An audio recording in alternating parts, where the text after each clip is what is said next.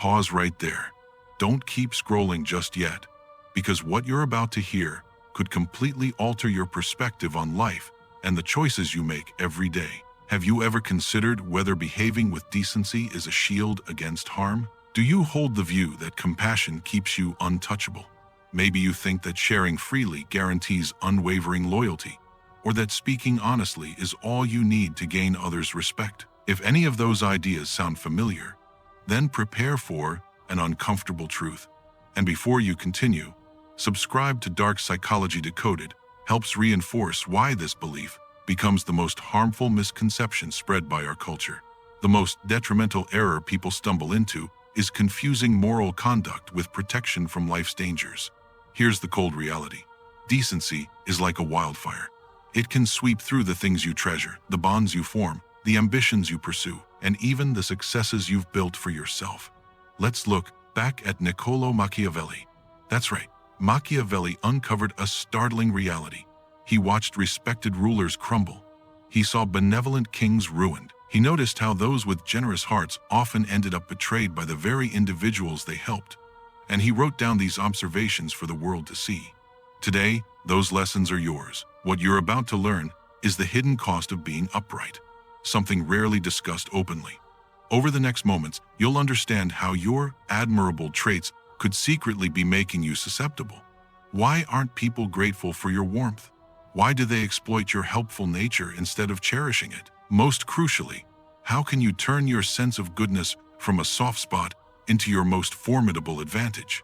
Before moving forward, let's make one thing clear. This isn't an encouragement to abandon your morals, nor is it an invitation to do harm. What's being laid out before you is the art of wisely choosing when to act kindly, rather than operating on autopilot. Because the harshest lesson of all is this: in a reality packed with predators, being naive will leave you defenseless. Right now, claim this line for yourself in the comments. I choose intentional kindness. Things will never be the same after today. From now on, you will stop being generous without consideration. Instead, you'll approach your good deeds with purpose. Through this conversation, you'll see why simply being nice can topple your foundation instead of safeguarding it. And you'll find out how to recast those very qualities into sources of influence and resilience. Consider the initial truth that gets ignored far too often: goodness as transparency. Picture the most considerate individual you know. Now, reflect honestly. Do people around them hold them in genuine esteem? Or have they become the go-to source whenever someone's in need? That's the paradox. Placing too much value on kindness can expose your weaknesses. Instead of providing assurance, show consistent warmth and consideration, and gradually, those around you catch on. You become the predictable one. They recognize there will be no pushback, no disagreement, no refusal, and that they'll get their way because you're presumably too understanding to ever challenge them. You turn into the person who always volunteers extra time at work, the pal who ever covers the check, the family member who never declines a request for help, regardless of personal inconvenience. There was someone I knew, a phenomenal supervisor with a huge heart. His commitment to his team was unmatched, taking on extra burdens, always prioritizing others before himself. But what was his reward? When the opportunity arrived for advancement, someone else took the position. Why?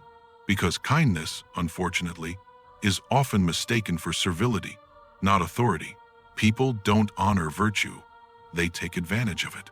Consider it for a moment. If someone is always there to lend a hand, that help loses its value. If no limits are set, the world will trample them repeatedly. If one never displays their capacity for resistance, others assume it doesn't exist. Generosity morphs into a signal inviting exploitation. Machiavelli famously remarked that the lion can't defend himself from snares, nor the fox from wolves. To survive, one must both detect traps like a fox and frighten away wolves like a lion. If you function as prey in a world teeming with predators, injury inevitable. Assert today, I guard my boundaries. The second pitfall is the kindness trap. Let's explore a concept that might surprise you. The more you hand out your support, the less others will treasure it. That might seem counterintuitive at first. When you are generous, there's often applause, praise, a shower of compliments. Who wouldn't enjoy that attention? But a strange transformation happens.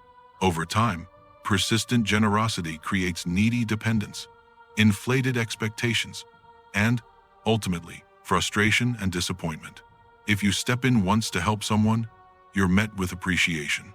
Twice, there's still gratitude.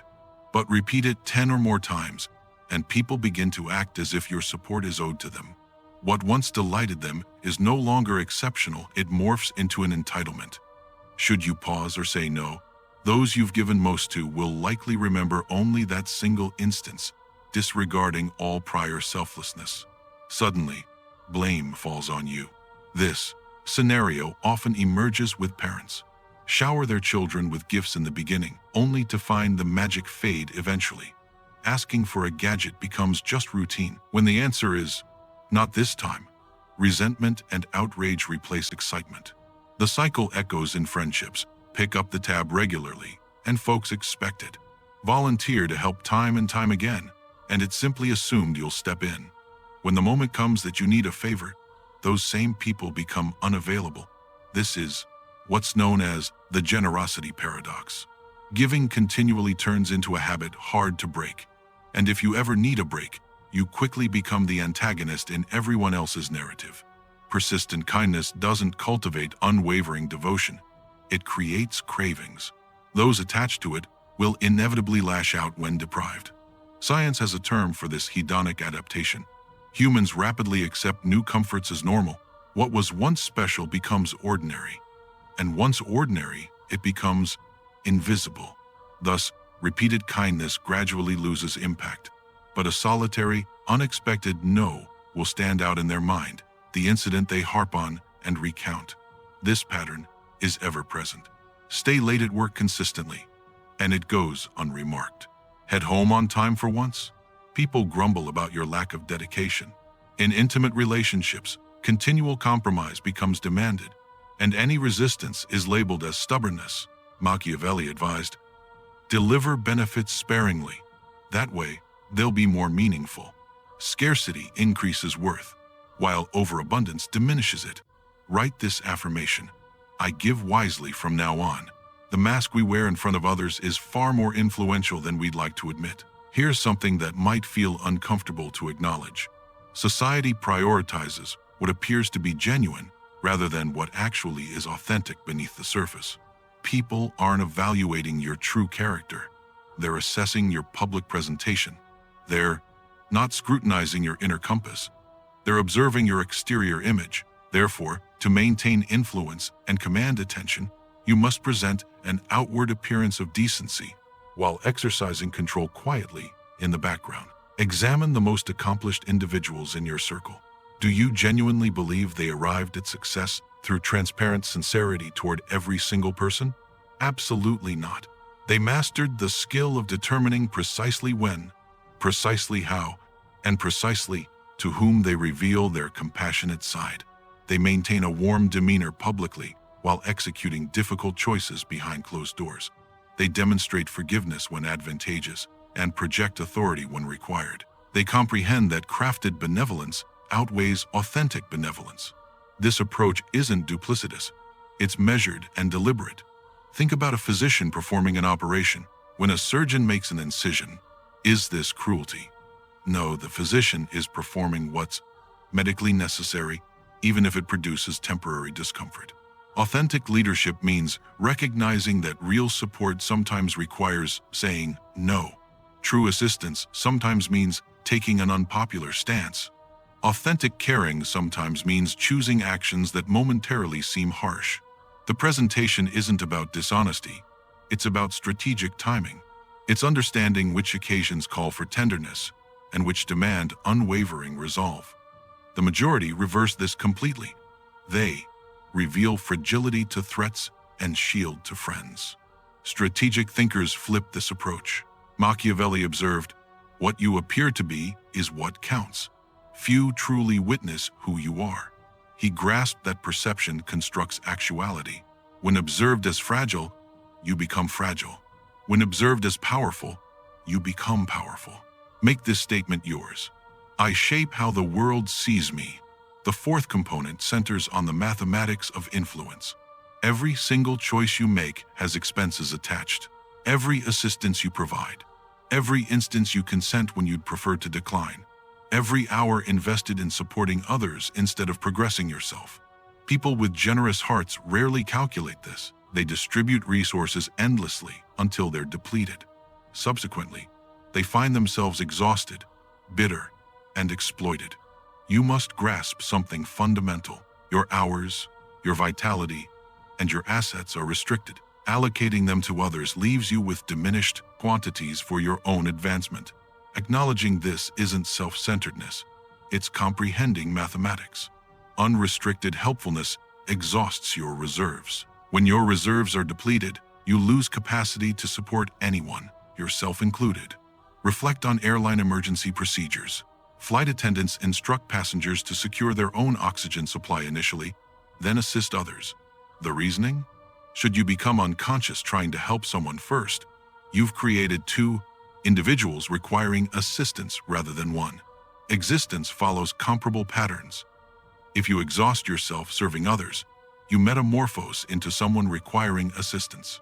You transition from asset to burden. Individuals with perspective recognize that preserving and protecting assets requires careful management and intentional boundaries. This characteristic doesn't render you unkind. It renders you maintainable and sustainable long-term. I comprehended this lesson through painful experience. Throughout years, I consented to each appeal, every project, every task, every supposedly brief inquiry that consumed entire afternoons. I mistakenly believed I was exhibiting compassion. The outcome?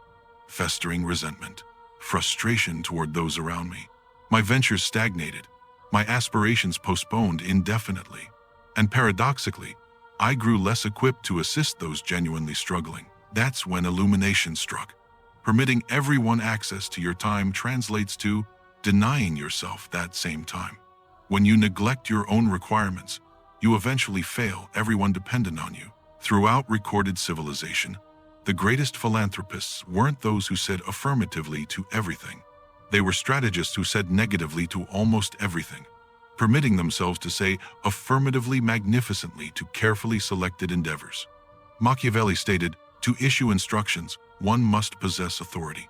Authority over yourself, your hours, your capabilities, your assets is prerequisite to wielding authority elsewhere. You cannot influence others if you've surrendered control of yourself. Pledge today, I defend what matters most to me. The fifth element addresses employing morality tactically. I'm not recommending heartlessness or abandoning mercy, honesty, and generosity as concepts.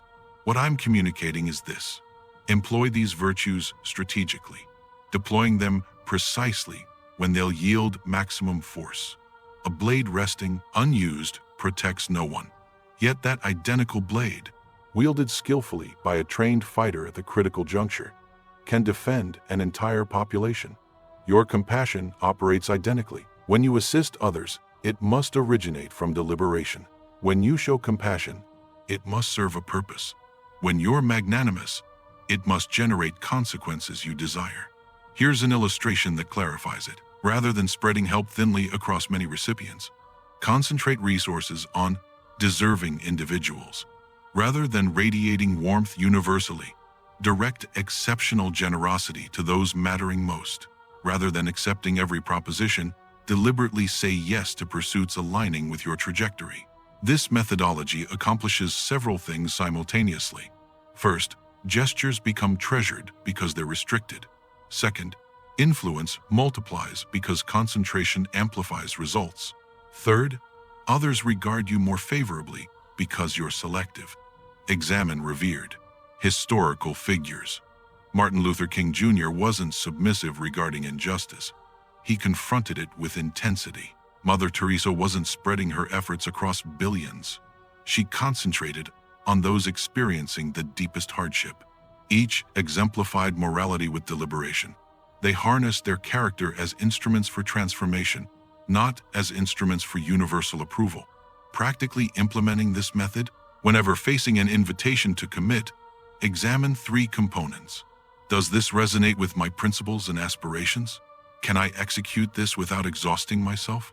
Will the recipient recognize and honor this contribution?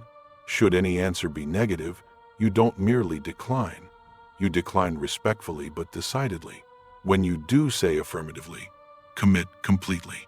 Invest maximum effort. Generate genuine significance. Create meaningful transformation. This ensures your affirmatives carry meaning. Your interventions earn remembrance. Your abundance fosters appreciation rather than expectation. Machiavelli expressed it as, yesterday's guarantees served necessity. Today's broken guarantees serve necessity. This signifies that honoring commitments to some means, sometimes releasing commitments to others. Favoring your inner circle sometimes necessitates firmness externally. Protecting your aspirations sometimes involves disappointing those attempting to commandeer your existence. Strategic virtue isn't self-absorption, it's competence. It's not heartlessness, it's deliberation. It's not discarding compassion, it's preserving it purposefully, so it produces actual transformation. Affirm, I practice compassion that creates outcomes. Let's examine a phenomenon that will fundamentally reshape your comprehension of human psychology and behavior. Appreciation has limitations. Understanding this truth may sting, yet it remains factually accurate. The services rendered, the relief provided, the costs you've absorbed, they all possess an expiration window in collective memory.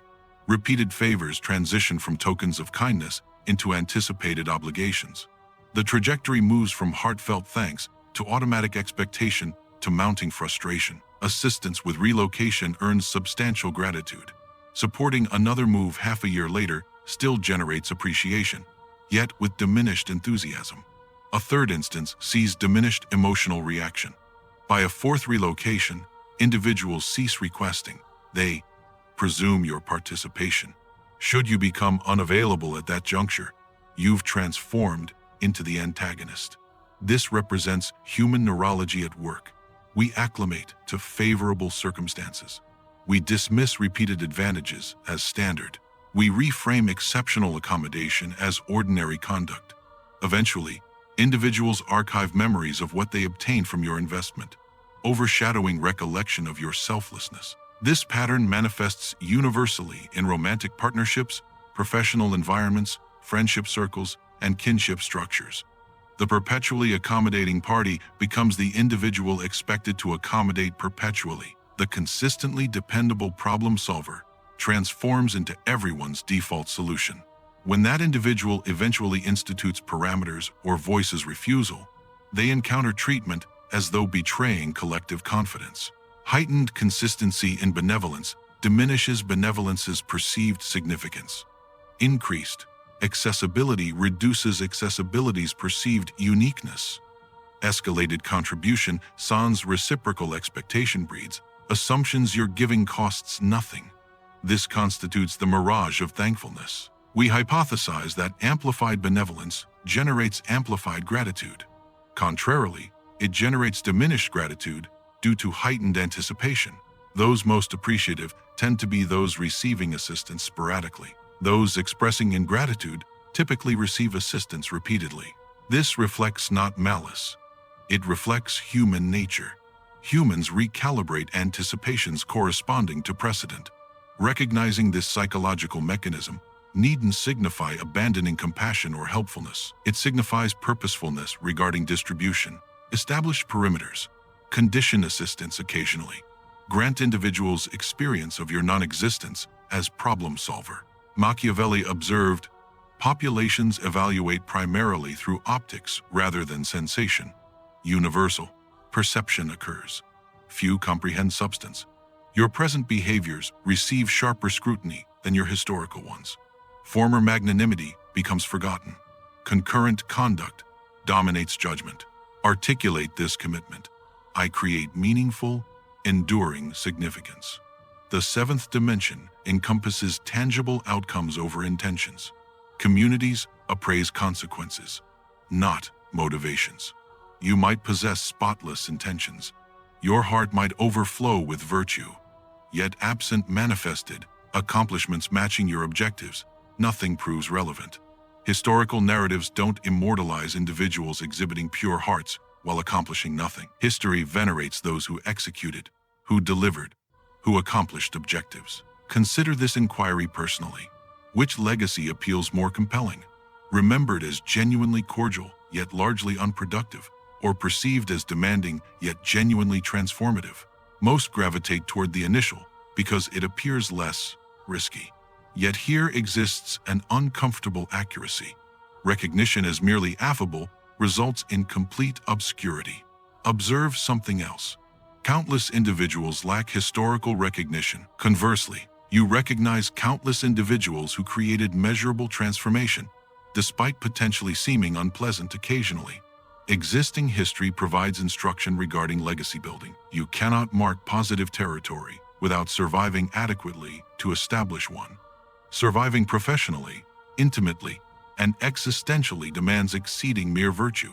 It demands intelligence, deliberation, and periodic hardness. Globally, the gentlest individuals lack capacity for helping if aggressive participants crush them. Globally, the most magnanimous individuals lack capacity for generosity if they gift everything prematurely. Globally, the most forthright individuals lack capacity for articulating truth if opposition suppresses them. Endurance precedes advancement. Advancement precedes generating desired legacy. This necessitates safeguarding yourself to protect others, strengthening yourself to elevate others, conditioning yourself to strengthen the vulnerable. It's not self-interested. It's calculated. It's not vicious. It's cautious. It's not rejecting compassion. It's sustaining compassion so it achieves actual consequences. Observe legacy generators worldwide. They demonstrate no passivity. They demonstrate no compulsion to appease everyone. They communicate refusal confidently, institute perimeters assertively, and execute challenging judgments without hesitation. They comprehend authenticity is disconnected from frailty. It's about commanding sufficient authority to elect compassion when mattering most. Meekness exclusively manufactures victimhood, regardless of intention. Machiavelli communicated, "Reverence supersedes affection if simultaneous possession proves impossible." What he genuinely communicated: esteem exceeds sentimentality, consequence exceeds recognition, accomplishment exceeds emotion. Integration of virtue and resilience remains achievable. Integration becomes imperative, yet selecting demands, prioritize resilience initially, as resilience generates capacity for virtue when counting. Fragility generates suffering. Despite virtue, we've progressed substantially, yet one supreme teaching bears emphasis. Unexamined virtue represents history's most destructive snare. It renders you defenseless opposite exploiters. It hemorrhages resources until depletion. It manufactures impossible anticipations. It obstructs constructing genuine, transformative consequence. Strategic virtue, conversely, becomes survivorship apparatus and sway instrument. It transforms into consequence-generating apparatus. It becomes groundwork for existence and inheritance deserving prominence.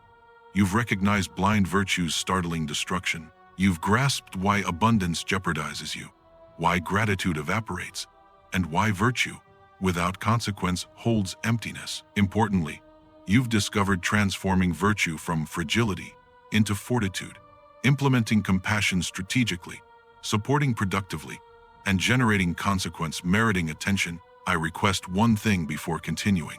Elect. Will you persist exercising virtue unreflectively, lacking limitation, until destruction arrives? Or commence practicing virtue deliberately, with intention, with potency? Therefore, the definitive question materializing: will virtue diminish you, or will mastery convert it into authority? Selection belongs exclusively to you. Wisdom now equips your selection.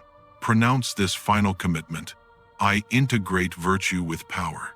Should revelation occurred, engage the appreciation mechanism. Should deeper knowledge appeal, confirm subscription activation. Should acquaintances benefit from understanding, redistribute content. Your virtue shouldn't weaken. Strategically deployed, it strengthens maximally. Articulate this ultimate affirmation: I command strategic, intentional compassion. Remember this conclusion: existence overflows with predators. Functioning as defenseless prey, ensures destruction. Become a sentinel, someone protecting inhabitants not through frailty, yet through perspective, calculation, and fortitude. Let's examine something fundamental that connects everything we've discussed: the pathway to permanence and flourishing. Historical records don't celebrate individuals who were merely pleasant. Historical records celebrate those who persevered, endured hardship, and converted their accomplishments into prominence. Reflect momentarily. Can you identify 5 pleasant individuals from historical records? Probably impossible. Yet you can effortlessly enumerate 5 individuals who shaped civilization, even if they weren't universally beloved during their existence. Consider Steve Jobs, widely acknowledged as demanding, exacting, and frequently disagreeable. His outcome? He revolutionized devices billions manipulate daily. I'm not suggesting you cultivate meanness toward others. What I'm proposing is that producing meaningful transformation surpasses being universally adored yet forgotten. Here lies what escapes most individuals regarding immortality. You cannot inscribe positivity into civilization if you haven't survived long enough to accomplish it. Succeeding in commerce, in intimate bonds, in everyday existence necessitates exceeding simple decency. It demands shrewdness, calculation, and occasionally inflexibility. The gentlest humans globally become incapacitated when subjected to exploitation. The most magnanimous cannot distribute anything having surrendered everything prematurely. The most truthful cannot communicate authenticity when silenced by preference for deception. You must first guarantee your persistence. Subsequently, you can progress. Subsequently, you can establish the inheritance you envision. This translates to defending your interests so you can defend others' interests. Developing yourself so you can facilitate others' growth. Acquiring fortitude so you can fortify the disadvantaged. It's not egotistical. It's methodical. It's not heartless. It's protective. It's not dismissing decency. It's preserving decency so it carries genuine influence. Examine transformation creators globally. They demonstrate no susceptibility. They demonstrate willingness to decline, formulate barriers, and render difficult determinations. They comprehend authentic virtue isn't indistinguishable from powerlessness. It represents authority sufficient to select compassion whenever stakes escalate. Machiavelli articulated, "Reverence surpasses attachment when simultaneous possession remains unattainable." His underlying message: admiration outweighs tenderness. Consequence outweighs popularity. Outcomes outweigh sentiments. Virtue paired with fortitude isn't impossible. Virtue paired with fortitude becomes mandatory. However, mandatory selection? Fortify initially, because fortification generates capacity for authentic virtue when significance matters. Weakness exclusively fabricates victimhood, irrespective of intention. Everything we've traversed converges here, comprehending blind virtue's concealed devastation, recognizing why abundance imperils you, why appreciation diminishes, and why intention absent consequence represents barrenness. Most essentially, comprehending transformation of virtue from liability into capability, application of compassion deliberately, provision of support productively, and generation of consequence warranting commemoration. I present one ultimate decision point before concluding. Determine, will you persist in unthinking virtue, unsupported by structure, until deterioration occurs, or initiate deliberate virtue, supported by intention, supported by capability? Consequently, the fundamental inquiry: does virtue diminish you, or does authority convert it into strength? That determination belongs to you individually. Discernment now facilitates your determination. Proclaim this concluding commitment: I synthesize virtue with authority. Should comprehension transpired, utilize the gratitude mechanism. Should amplified comprehension appeals, implement subscription confirmation. Should individuals in your orbit advantage from this transmission, circulate this message. Your decency shouldn't minimize. Strategically implemented, it magnifies supremely. Articulate this terminal affirmation: I command deliberate, calculated compassion. Contemplate this conclusion: civilization teems with aggression. Remaining defenseless ensures devastation. Transform into a protector, someone defending inhabitants not through vulnerability, yet through discernment, calculation, and potency.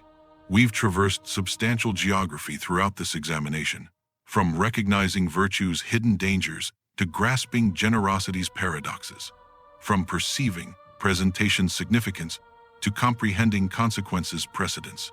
You've obtained knowledge that redirects trajectories. You've internalized understanding that separates ordinary from exceptional. You've accumulated perspectives that determine legacies. Yet comprehension represents merely commencement. Implementation determines everything. Recognition without action resembles possessing a map without traveling. Knowledge without implementation resembles comprehending instructions while remaining immobile. Your trajectory transforms exclusively through deliberate execution. Beginning today, reevaluate every commitment. Before consenting, consider, does this correspond with my direction? Can I discharge this completely, without depletion? Will this recipient treasure and honor my contribution? Should hesitation emerge, decline respectfully yet decisively. Whenever you do consent, commit entirely. Deliver excellence. Generate significance. Demonstrate why your participation matters. This methodology transforms your commitments into currency others value. Your assistance becomes memorable. Your generosity generates appreciation rather than entitlement. Concurrently, defend your resources with identical intensity you defend fortifications. Your existence, your capabilities, your assets merit protection. Guarding them doesn't represent meanness, it represents sustainability. Sustainability permits extended support. Extended support permits larger consequence. Larger consequence permits genuine inheritance. Additionally, understand that presenting virtue doesn't necessitate sentimentality. Demonstrating potency doesn't necessitate heartlessness. You can demonstrate tenderness while preserving boundaries. You can demonstrate compassion while declining exploitation. You can demonstrate humanity while maintaining perimeters. This integration, virtue plus potency, becomes your competitive advantage. This integration becomes your distinguishing characteristic. This integration becomes the foundation for permanence that transforms. Individuals recognizing this distinction advance. Individuals neglecting this distinction stagnate. The distinction isn't mysterious. It's methodical. It's teachable. It's something you've currently internalized. So here constitutes my concluding inquiry. Will you permit virtue to diminish you, or will you master virtue and transform it into authority? Will you remain defenseless, or will you become guardian? Will you impact temporarily, or will you establish permanence? These determinations produce your trajectory. These determinations produce your inheritance. These determinations produce the existence you'll inhabit. You possess capability. You possess comprehension. You possess perspective. Implement it. Transform it. Weaponize it for constructive transformation. Remember this consistently. In civilization overflowing with predators, vulnerability guarantees annihilation. Become something else. Become guardian. Someone safeguarding populations not through vulnerability, yet through comprehension, calculation, and authority. That concludes what I needed to communicate. Should this transmission alter your comprehension, demonstrate gratitude through engagement. Should you desire continuous revelation, activate notifications. Should individuals you recognize would advantage from this perspective, distribute it. Your virtue isn't weakness. Strategically deployed, it transforms into supremacy. Proclaim persistently, I command strategic, calculated, transformative compassion. Existence awaits. Your inheritance awaits. Your transformation awaits. Begin immediately.